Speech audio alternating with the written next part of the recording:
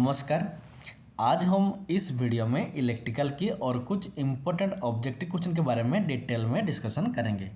और अगर आपको वीडियो अच्छा लगता है तो सब्सक्राइब जरूर कीजिएगा। तो देखो आज का पहला क्वेश्चन शुरू करते हैं। पहला क्वेश्चन देखो, an electromagnetic relay has 3 contacts named as CNCNO, which of the following does this nomenclature refer to. देखो क्वेश्चन कहता है जो हमारा रिले होता है, रिले में 3 कॉन्टैक्ट होता है जिसका नाम रहता है CNCNO। ये जो CNCNO है इसका फुल फॉर्म ये 4 में से कौन सा करेक्ट है। देखो ये वाला फिगर देखो, ये रिले है, रिले में ये है C, ये NC और ये NO। ये 3 पॉइंट है, C पॉइंट, NC पॉइंट और NO पॉइंट। इनका फुल फॉर्म क्या है? क्लोज नो ओपन, या फिर क्लोज नॉर्मली ओपन, या फिर common normally close normally open, या फिर common no close no open. तो इसका आंसर होगा जो हमारा CNCNO है, इसका फुल फॉर्म देखो, जो C है ये फॉर कॉमन होता है, C for common, NC for normally close और NO फॉर नॉर्मली ओपन। तो ऑप्शन नंबर 3 होगा इसका करेक्ट आंसर। देन देखो next question, in which of the following motor resistance is added in rotor circuit. देखो question कहता है कि इधर देखो 4 टाइप ऑफ मोटर है। एक है स्क्वायरल केज मोटर, दूसरा है स्लिप रिंग इंडक्शन मोटर, तीसरा है सिंगल फेज इंडक्शन मोटर, चौथा है सिंक्रोनस मोटर। इनमें से कौन सा मोटर में जिसका जो रोटर सर्किट होता है उसमें हम एक्स्ट्रा रेजिस्टेंस को ऐड कर सकते हैं, चाहे वो स्क्वायरल केज इंडक्शन मोटर है या फिर स्लिप रिंग या फिर सिंगल फेज इंडक्शन मोटर या फिर सिंक्रोनस मोटर। तो इसका आंसर होगा जो हमारा स्लिप रिंग इंडक्शन मोटर होता है। वेरी वेरी इंपॉर्टेंट क्वेश्चन, जो हमारा स्लिप रिंग इंडक्शन मोटर होता है इसी मोटर की रोटर सर्किट में हम एक्स्ट्रा रेजिस्टेंस को ऐड कर सकते हैं। बाकी जो चाहे वो स्क्वायरल केज मोटर हो या सिंगल फेज इंडक्शन मोटर या फिर सिंक्रोनस मोटर, इनमें से हम किसी की भी रोटर सर्किट में हम एक्स्ट्रा रेजिस्टेंस को ऐड नहीं कर सकते हैं। सिर्फ स्लिप रिंग इंडक्शन मोटर का ही हम एक्स्ट्रा रेजिस्टेंस ऐड कर सकते हैं। ऑप्शन नंबर 2 होगा इसका करेक्ट आंसर। तो देखो कैसे होता है, देखो ये वाला फिगर देखो, ये होता है हमारा स्लिप रिंग इंडक्शन मोटर का रोटर, और ये जो है हमारा स्क्वायरल के टाइप का जो इंडक्शन मोटर होता है उसका रोटर। ठीक से देखो दोनों के बीच में ये जो हमारा स्लिप रिंग इंडक्शन मोटर है इसमें देखो ये होता है स्लिप रिंग, ये 3 है, ये स्लिप रिंग है, यहाँ से निकला है 3 वायर। देखिए ये स्लिप रिंग है, इससे देखो ये 1 2 3 निकला है।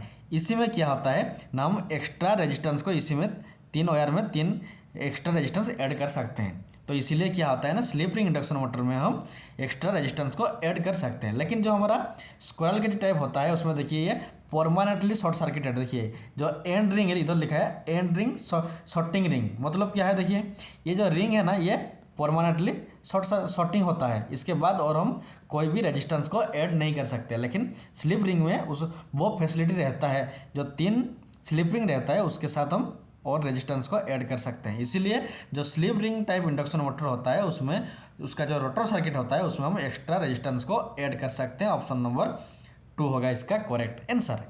देन देखो next question, starter are used for starting a large 3 phase induction motor. देखो किसी भी 3 फेज इंडक्शन मोटर को जब हम स्टार्ट करते हैं तो हम स्टार्टर का यूज क्यों करते हैं? क्योंकि हमें एफिशिएंसी को इंक्रीज करना होता है, या फिर मशीन का जो लॉसेस होता है उसको कम करना होता है, या फिर स्टार्टिंग के टाइम जो सप्लाई करंट होता है उसको कम करना होता है, या फिर कांस्टेंट स्पीड को मेंटेन करना होता है। तो इसका आंसर होगा जब हम किसी भी लार्ज 3 फेज इंडक्शन मोटर को स्टार्ट करते हैं, स्टार्टिंग के टाइम हम स्टार्टर का यूज करते हैं। क्योंकि हमें स्टार्टिंग के टाइम क्या होता है ना, लार्ज करंट फ्लो होता है स्टार्टिंग के टाइम, और उस करंट को कम करने के लिए हम स्टार्टर का यूज करते हैं। तो ऑप्शन नंबर 3 होगा इसका करेक्ट आंसर। ये वाला फिगर देखो, ये देखिए ये मोटर है और ये होता है स्टार्टर। देखिए जब हम मोटर को स्टार्ट करते हैं, देखिए ये यहाँ से MCB है, यहाँ से हमारा करंट जाता है स्टार्टर को 3 फेज, उसके बाद स्टार्टर से मोटर को जाता है। जिससे क्या होता है ना, ये जो स्टार्टर है इसका काम क्या होता है, स्टार्टिंग के टाइम जो हाई करंट फ्लो होता है, जब मोटर को स्टार्ट करते हैं, इस मोटर को स्टार्ट करते हैं तब जो हाई करंट फ्लो होता है उससे इस मोटर को सेफ्टी प्रोवाइड करने के लिए क्या किया जाता है, बीच में एक स्टार्टर का कनेक्शन किया जाता है, जिससे जो स्टार्टिंग करंट होता है उसको ये स्टार्टर लिमिट में रखता है, जिससे ये मोटर का कोई डैमेज नहीं होता है। इसलिए क्या होता है ना, जो स्टार्टिंग के टाइम जो सप्लाई करंट होता है उसको कम करने के लिए हम स्टार्टर का यूज करते हैं। तो ऑप्शन नंबर 3 होगा इसका करेक्ट आंसर। देन देखो next question, if a 220 volt heater is connected to 110 volt supply, the power consumed by it। देखो क्वेश्चन कहता है कि जो मान लो एक हमारा 220 वोल्ट का हीटर है, इसको हम क्या करेंगे ना 220 वोल्ट के बदले उसके आधा वोल्ट मीन्स 110 वोल्ट देंगे तो जो हीटर है वो कितना पावर कंज्यूम करेगा। पहले जितना कर रहा था उतना ही पावर कंज्यूम करेगा या फिर उसका हाफ कम हो जाएगा, आधा कम हो जाएगा, या फिर 1/4 कम होगा, या फिर डबल हो जाएगा। तो इसका आंसर होगा जब हम किसी 220 वोल्ट हीटर को 220 वोल्ट के बदले उसका आधा मीन्स 110 वोल्ट सप्लाई देते हैं तो क्या होता है, जो हीटर होता है वो जो पावर कंज्यूम करेगा उसका 1/4 पावर मीन्स 4 गुना कम पावर कंज्यूम करेगा। तो ऑप्शन नंबर 3 होगा इसका करेक्ट आंसर। तो देखो कैसे होता है, हम सब जानते हैं P इक्वल टू क्या होता है ना V² डिवाइड बाई R। ये होता है, ये P means power, V means voltage, R means resistance. अगर हम वोल्टेज 220 के बदले 110 मीन्स आधा कम कर रहे हैं, देखिए ये जो V का स्क्वायर 1/2 का स्क्वायर होगा तो इक्वल टू क्या 1/4 होता है, इसलिए क्या होगा ना 1/4 टाइम कम होता है पावर। तो ऑप्शन नंबर 3 होगा इसका करेक्ट आंसर।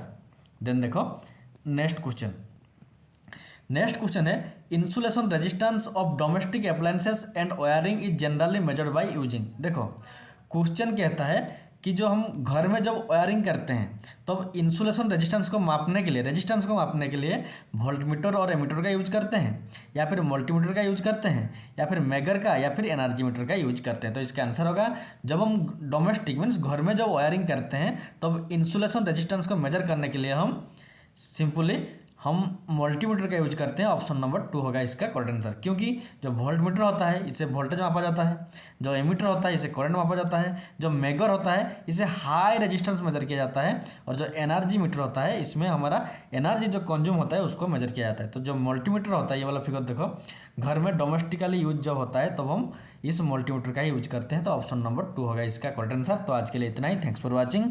और अगर आपको वीडियो अच्छा लगता है तो सब्सक्राइब जरूर कीजिएगा।